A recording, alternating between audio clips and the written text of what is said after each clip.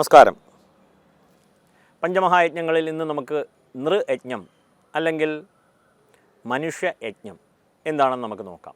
കഴിഞ്ഞ ദിവസങ്ങളിൽ പഞ്ചമഹായജ്ഞങ്ങൾ അതിൽ 4 നോക്കി. ദേവയജ്ഞം, ബ്രഹ്മയജ്ഞം, പിതൃയജ്ഞം, ഭൂതയജ്ഞം ഇവ കഴിഞ്ഞു. ഇനി 5-ാമത്തേത് നൃയജ്ഞം അഥവാ മനുഷ്യയജ്ഞം. എന്താണ്, എങ്ങനെ സാധാരണക്കാർക്ക് ഇത് ചെയ്യാം? നാം ഏവരും ചെയ്യുന്ന പ്രവൃത്തി തന്നെയാണ്, അത് ചിന്തിക്കുന്നില്ല. ആദ്യത്തേത് അതിഥി സത്കാരം. അതിഥികളെ നല്ലവണ്ണം സൽക്കരിക്കുക. അതായത് തിഥി നോക്കാതെ വരുന്നു എന്ന് നമുക്ക് വ്യാഖ്യാനിക്കാം. അതായത് സമയം കാലമൊന്നും നോക്കാതെ വീട്ടിലേക്ക് വരികയാണ്. അത് ബന്ധുവായിക്കോട്ടെ, ആര് തന്നെ ആയിക്കോട്ടെ, നമ്മളാൽ കഴിയുന്ന രീതിയിൽ അവരെ സൽക്കരിക്കുക എന്നുള്ളതാണ്. ഇന്നൊരാൾ വീട്ടിൽ വന്നു കഴിഞ്ഞാൽ ഒരു ഗ്ലാസ് വെള്ളം കൊടുക്കുന്നുണ്ടോ എന്നുള്ളത് ചിന്തിക്കേണ്ട വസ്തുതയാണ്. കാരണം ഇന്ന് ശീലമില്ല, സമയമില്ല. അതായത് ആരെങ്കിലും വീട്ടിൽ വരുന്നു, ആ വീട്ടിലുള്ള ഗൃഹനാഥനോ വലിയവർ ആരെങ്കിലും ഉണ്ടെങ്കിൽ സൽക്കാര മുറിയിൽ കാണും, ഇല്ലെങ്കിൽ വരാന്തയിൽ കാണും. ആ വീട്ടിലുള്ള കുട്ടികളെല്ലാം തന്നെ അവരവരുടെ റൂം അടച്ചിട്ടിരിക്കുകയാണ്. താഴെ ആര് വരുന്നു, എന്ത് സംസാരിക്കുന്നു, എങ്ങനെ പോകുന്നു ഒന്നും അറിയത്തില്ല. അച്ഛൻ സംസാരിക്കുന്നു, അവർ 10 മിനിറ്റ് കഴിഞ്ഞ് അവർ പോകുന്നു.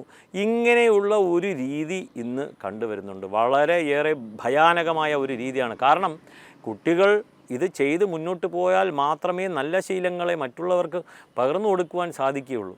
അപ്പോൾ വീട്ടിലേക്ക് ഒരു വലിയ ഒരാൾ, മുതിർന്ന ആൾക്കാർ വരികയാണെങ്കിൽ ഒരു കുട്ടി ഇരുന്ന സ്ഥലത്ത് നിന്നും എഴുന്നേൽക്കുക പോലുമില്ല. ആ ലെവലിലേക്ക് പോവുകയാണ്. കാരണം നമ്മൾ ശ്രദ്ധ കൊടുക്കാത്തതാണ് കാരണം. അല്ലാതെ എഴുന്നേൽക്കാൻ പാടില്ല, ഞാൻ വരുമ്പോൾ എഴുന്നേൽക്കില്ല എന്നുള്ള അഹങ്കാരത്തോടു കൂടി ആരും ഇരിക്കില്ല എന്ന് തോന്നുന്നു. അതായത് അതിനെക്കുറിച്ച് ചിന്തിക്കുന്നില്ല, ശ്രദ്ധിക്കുന്നില്ല. ഇത് വളരെയേറെ പ്രാധാന്യം അർഹിക്കുന്ന ഒന്നാണ് അതിഥി സൽക്കാരം. അതിനുശേഷം നമുക്ക് ദാനത്തിലേക്ക് നോക്കാം. ഈ ദാനവും ഈ നൃയജ്ഞത്തിൽ ഉൾപ്പെടുന്നു. എന്തെങ്കിലുമൊക്കെ ദാനം നൽകുക എന്നുള്ളതാണ്. ദിവസവും വീട്ടിൽ ചോറ് വെക്കുന്നു, ഒരു പിടി അരി മാറ്റി വെക്കുന്നു. മാസം അവസാനം ആകുമ്പോൾ 30 പിടി അരി ആയി കഴിഞ്ഞു. നമ്മളറിയാതെ തന്നെ ഒരു കവർ മുഴുവനും അരിയായി. അത് ഏതെങ്കിലും പാവപ്പെട്ടവരുടെ വീട്ടിൽ കൊണ്ടെത്തിക്കുക ഏറ്റവും വലിയ ഒരു പുണ്യപ്രവൃത്തിയാണ്. അത് നൃയജ്ഞം തന്നെയാണ് പഞ്ചമഹായജ്ഞത്തിൽ പറഞ്ഞിട്ടുള്ളത്. അതിനുശേഷം നമുക്ക് ചിന്തിക്കാൻ പറ്റുന്നത് രോഗബാധിതർ, വളരെയേറെ കഷ്ടപ്പെട്ട് ജീവിക്കുന്നവർ, അവർക്ക് വേണ്ടുന്ന ആഹാരം, ലഘുഭക്ഷണം, ഇല്ലെങ്കിൽ മരുന്നിനുള്ള ചിലവ്, മരുന്ന് വാങ്ങിച്ചു കൊടുക്കുക.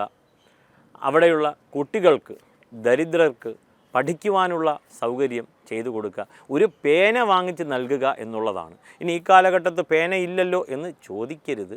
സാധിക്കുന്ന രീതിയിൽ അവർക്ക് വിദ്യയ്ക്കുള്ള എന്തെങ്കിലുമൊക്കെ സഹായ സേവനങ്ങൾ ചെയ്യുക എന്നുള്ളത് നമുക്ക് നൃയജ്ഞത്തിൽ ഉൾപ്പെടുത്തി ചിന്തിക്കാവുന്നതാണ്. സാമൂഹിക ഉത്തരവാദിത്വം കൂടി നമുക്ക് നൃയജ്ഞത്തിൽ ഉൾപ്പെടുത്തി ചിന്തിക്കാം. പൊതുമുതൽ നശിപ്പിക്കാതിരിക്കുക എന്നുള്ളതാണ് ഇവിടെ വളരെയേറെ ശ്രദ്ധിക്കേണ്ടതായിട്ടുള്ള ഒരു വസ്തുതയാണ്. നമ്മുടെ KSRTC ബസ്സുണ്ട്. ആരുടെ പൈസയാണ്? നമ്മൾക്കതിനൊന്നും ചിന്തിക്കാനുള്ള നേരമില്ല, ഇല്ലെങ്കിൽ ചിന്തിക്കുന്നില്ല. അതിന് കല്ലെറിയുകയാണ്, ഗ്ലാസ് പൊട്ടിക്കുകയാണ്, ട്രെയിനിന് തീ വെക്കുകയാണ് എന്നിങ്ങനെ നീണ്ട നിരക്ക് നടത്തി പോരുകയാണ് ഈ കലാപരിപാടികളെല്ലാം തന്നെ. അപ്പോൾ പൊതുമുതൽ നശിപ്പിക്കാതിരിക്കുക എന്നുള്ളത് അതൊരു വലിയ ഉത്തരവാദിത്തമാണ്. ആ ഉത്തരവാദിത്തം വേദകാലത്ത് തന്നെ പറഞ്ഞിട്ടുണ്ട്. നൃയജ്ഞം, മനുഷ്യയജ്ഞം ഇതിലൂടെ ഉൾപ്പെടുത്തി ചിന്തിച്ചു പോന്നിട്ടുണ്ട്. അങ്ങനെ അതുവഴി ദോഷം വരുമോ എന്ന് ചോദിച്ചു കഴിഞ്ഞാൽ തീർച്ചയായിട്ടും അതൊരു ദോഷപ്രവൃത്തിയാണ് എന്നുണ്ടെങ്കിൽ ദോഷഫലം അനുഭവിക്കും. അതൊരു ദുരിത പ്രവൃത്തിയാണ്. 100 പേരുടെ യാത്ര നമ്മളെക്കൊണ്ട് നിർത്തി വയ്ക്കപ്പെടുന്നു, ബസ്സിന് കല്ലെറിയുന്നു, അതിനകത്തുള്ളവർ പുറത്തു ചാടുന്നു, അവർക്ക് അവിടെ എവിടെയും പോകാൻ പറ്റുന്നില്ല. എത്ര പേരെയാണ് ഒരു ചെറിയ നമ്മുടെ പ്രവൃത്തി കർമ്മം തന്നെയാണ്. ആ പ്രവൃത്തി കൊണ്ട് മറ്റുള്ളവരുടെ കാര്യങ്ങളെല്ലാം തന്നെ നിന്നു പോവുകയാണ്. അപ്പോൾ അതിനുള്ള ഒരു കർമ്മഫലം എന്നുള്ളത് പലിശ സഹിതം നമുക്ക് ലഭിക്കും. ഈ ഒരു കാര്യങ്ങളൊന്നും നാം ചിന്തിക്കാതെ, കർമ്മഫലം എന്ന് ചിന്തിക്കാതെ, കർമ്മമെന്ന് പറഞ്ഞാൽ തന്നെ നേരെ നമ്മുടെ മനസ്സ് പൂർവ്വജന്മത്തിലോ വേറെ ഏതോ ജന്മത്തിലൊക്കെ ഇങ്ങനെ മുന്നോട്ട് പോയിക്കൊണ്ടിരിക്കുകയാണ്. അങ്ങനെയാണ് ചിന്തിക്കുന്നത്. അങ്ങനെ ചിന്തിക്കരുത്. കാരണം അത്യുത്കടൈഹി പുണ്യപാപൈഹി ഇഹൈവ ഫലമശ്നുതേ. കറണ്ട് കമ്പിയിൽ പിടിക്കുന്നത് കർമ്മമാണെങ്കിൽ ഷോക്ക് അടിക്കുന്നത് ഇപ്പോൾ തന്നെ അടിക്കും, അടുത്ത ജന്മത്തിലേക്കല്ല.